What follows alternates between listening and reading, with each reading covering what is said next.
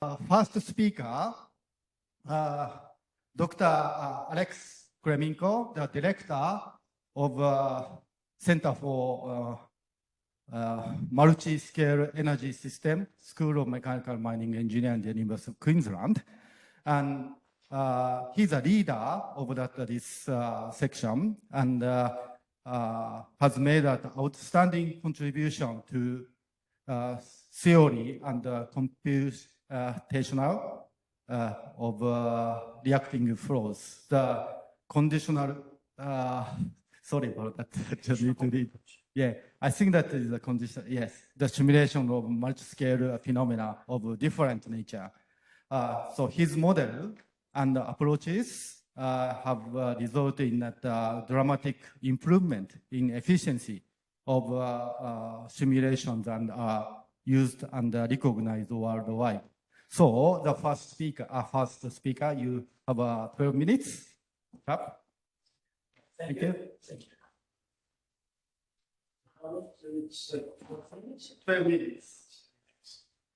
Well, thank you, Kazum. And I would like to thank Professor Nagita for this introduction, very kind introduction, and of course for taking charge and organizing this interesting session. Hopefully we will have some useful discussion, which will be continuation of discussion which started the previous sessions. The spectrum of questions that just has been discussed by Kazum. And let me begin. First of all, 3 to 4 days ago, we had this introduction of a new Toyota Mirai. It arrived at the University of Queensland and was demonstrated. That's the first hydrogen fuel cell car in Brisbane. It's not going to be sold, it's going to be rented out. And some people, some of our staff got excited, so it's a new technology which is going to take over the world. And some of our staff are skeptical. Because of this, some people do believe in hydrogen. They think that prices for this hydrogen car will drop. Each hydrogen car has like around 6 kilos of hydrogen, which is around 500 kilometers. Currently, its price is very high. So normal people wouldn't buy it, only some kind of executives. As technology develops, prices might come down, and indeed, this can be one of the driving force for development of hydrogen economy. Some people say, no, we will have just traditional cars, electric cars, internal combustion engines, but hydrogen cars are not likely, hydrogen fuel cell cars are not likely to take over. What I think. You cannot hear me. Yeah, I can stay here, and I can would be. Is it better? Okay.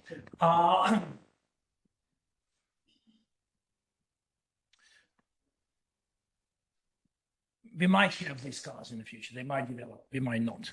That's not what predetermines development of hydrogen industry. There are much more important and much more fundamental factors behind it. These factors are related to technological change. And that's kind of factors we're going to discuss today. So first of all, I would like to state, let us switch, that technology doesn't develop continuously. And as it was emphasized by very notable economists, we have surges of technological development, or waves of technological development. So far, we had 5 waves, and it seems like we have a new wave, a new generation of technology is starting into play. Each new generation usually has a new source of energy. So it's a change in energy area as well as change in a number of technologies, in a cluster of technologies. What usually comes with each new wave? Some technological clusters, some technologies, they have significant drop in prices. Something which was expensive and affordable becomes very much useful, and that's a sign of new technological wave. Now, if you look here, is it difficult to hear? Still the same. Yeah, okay. Some prices, especially solar PV prices, have dropped an order of magnitude during last years. I spoke to many people and many things that renewable energy is expensive or affordable. No, that's not the case.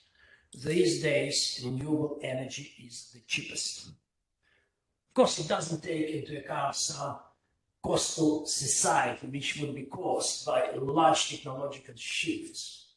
Some people will need to relearn, some people will need to relocate.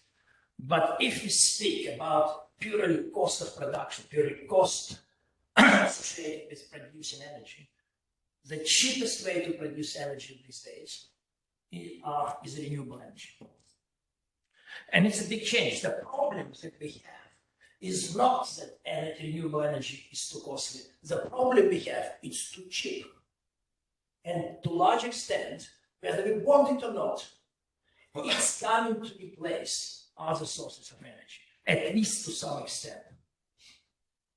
Because companies who pursue renewable energy can earn significant amount of money. Okay, now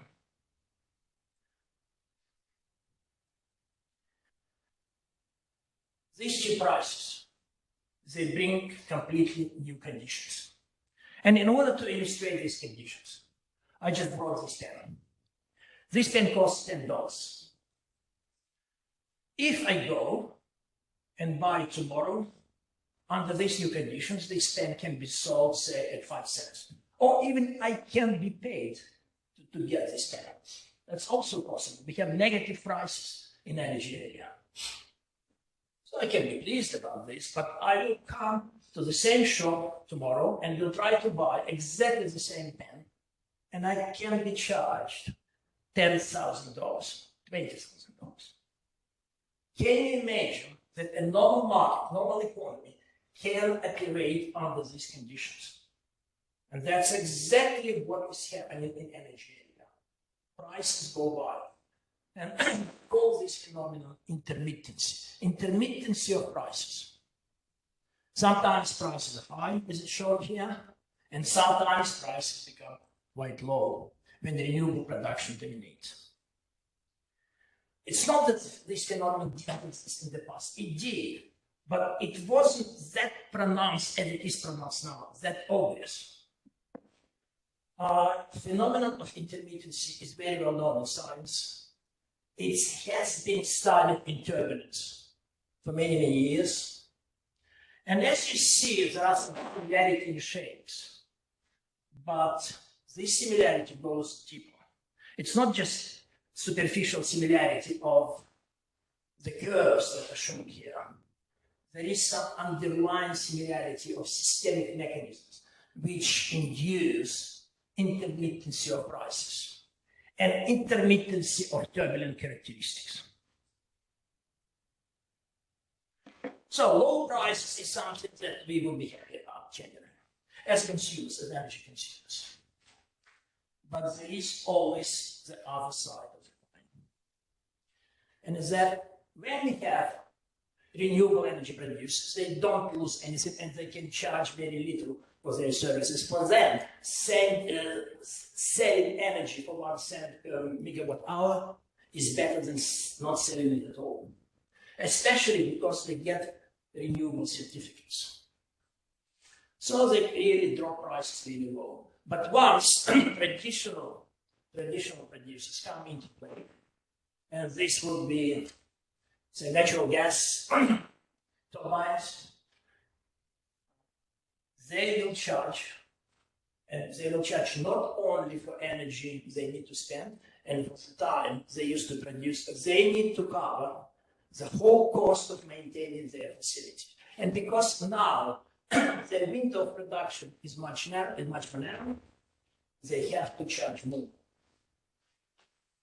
So what we observe, low costs are getting lower and high costs are getting a bit higher. That's how intermittency generates. That's a phenomenon which called intermittency turbulence, and that's exactly how turbulence behaves in many different respects. As Reynolds number increases, something like a dissipation which is high gets higher, and dissipation which is low gets lower. Now, some people would say, these are crazy prices, let us fix them, let us have just the average price and regulate these prices so we avoid such big changes. Yeah, it's possible to do this. It's possible to moderate prices, and sometimes such measures might be needed. But overall, this would be solution not for underlying problem, but for apparent behavior, which is caused by underlying problem. And the basic problem which creates such fluctuations in prices, the basic problem is intermittency of renewable energy supply. These prices are simply indicators of this physical problem. And what we need to do, we need to address this problem. Change, there are changes in prices. They, in fact, are useful. They, in fact, create conditions for storage. You can fill storage at very low prices, and you can use storage to get significant profit when prices are high. And hydrogen comes into play at this point. If we're going to rely on renewable energy, to a large extent, say 90% production, 95% production of energy will be renewable, and that's quite a possibility, and that's kind of targets that we expect in the near future.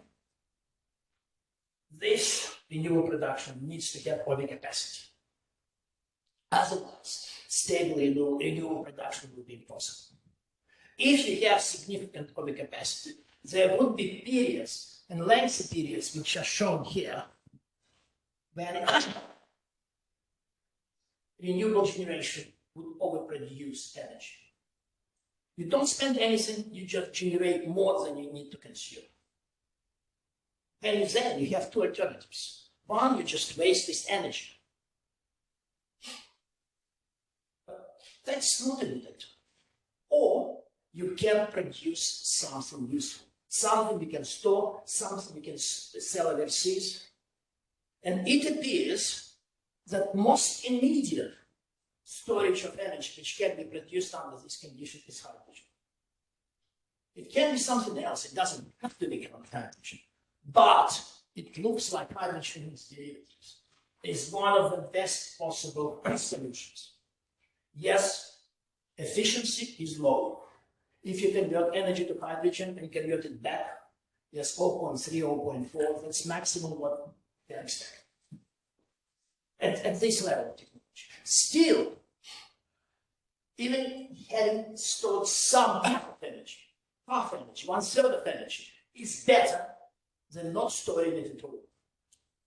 Second, of course, it's a development of a market, international market. If we overproduce energy here, we need to sell it overseas. And hydrogen is energy carrier, which allows us to access international markets. Yeah, so that's my major point, that hydrogen comes from necessity to balance energy markets. Yes, I need to finish. That's what illustration that you can benefit from intermittency of prices. And this talk will be given tomorrow morning session by our staff, which done some calculations. And I'll just stop here at this point. Thank you. Thank you very much.